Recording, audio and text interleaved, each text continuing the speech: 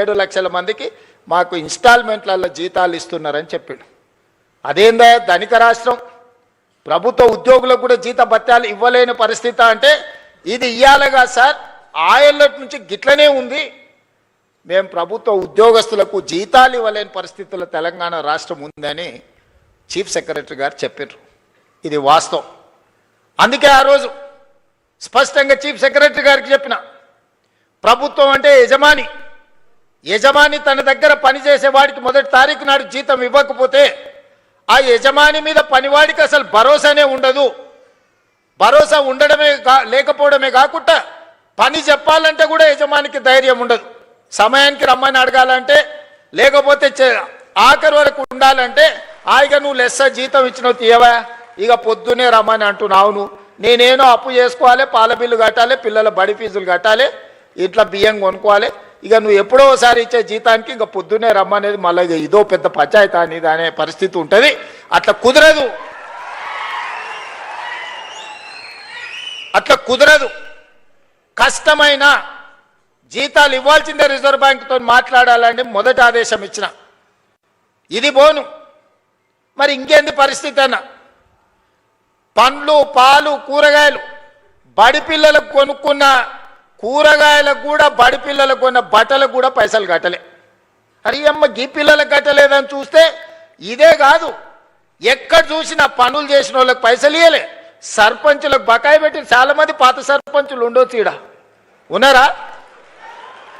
మీ మీ మీ term అయిపోయినా కూడా మీ అప్పులు 100 కోట్లు 1000 కోట్ల రూపాయలు అప్పుండేనా? సర్పంచులు ఆత్మహత్యలు చేసుకోలే. నేను వచ్చినాక మొన్ననే కదా సర్పంచులు అయింది.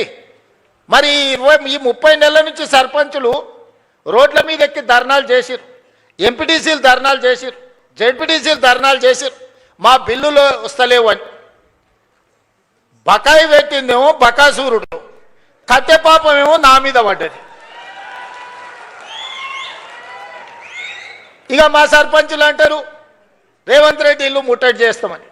సంతోషం, రాండి, వస్తే సాయి పోస్తావు, టిఫిన్ పెడతా. నేను ఎప్పుడైనా ఎవరైనా రానియలేదా? నేనేమన్నా ఫామ్ హౌజా?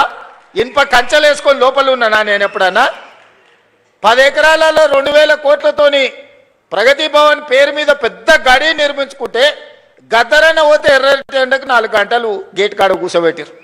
నేను కానీ మా బట్టన్న కానీ ఎవరన్నా కానీ వచ్చిన వాళ్ళందరూ లోపలి పిలిచి కూర్చోబెట్టి ఉన్నది ఉన్నట్టు చెప్తున్నాం.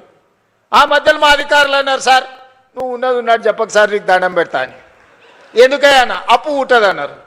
నేనన్నా అప్పు ఉంటుంది అని చెప్పి నువ్వు షేర్వాన్ వేసుకొని తిరిగితే లోపల ఉన్న పరిశాని వాళ్ళకెట్టే తెలుస్తుంది? లోపల బనీన్కు బొక్కలే ఉన్నాయి, డ్రాయర్కు బొక్కలే ఉన్నాయి, అంగి లేనే లేదు. మీద షేర్వాన్ వేసుకొని నేను నవాబునని చెప్తే ఏం లాభం అయ్యా? మనం నవాబులం కాదు, చంద్రశేఖరరావు దెబ్బకు బికారులుగా మారినాం. ఈ వాస్తవం వాళ్ళంతా మనోలే, వాళ్ళకి చెప్పాలి కదా. వాళ్ళకి చెప్పకుండా మనం దాచిపెడితే, క్యాన్సర్ వస్తే ఇంట్లో ఇంటామెకి చెప్పలేదు అనుకో, డాక్టర్కు ఉన్న రోగం చెప్పలేదు అనుకో, సచ్చి ఊరుకుంటాం. అవునా? అందుకే నేను చెప్పిన, ఇదంతే ఏం కాదు, ఏమైతే అది అయింది, కుల్లం కుల్ల ఉన్నది ఉన్నట్టు చెప్తా, లెక్కలు చెప్తా, ఉన్నది చెప్తా, చేసేది చెప్తా, చెప్పిందే చేస్తా.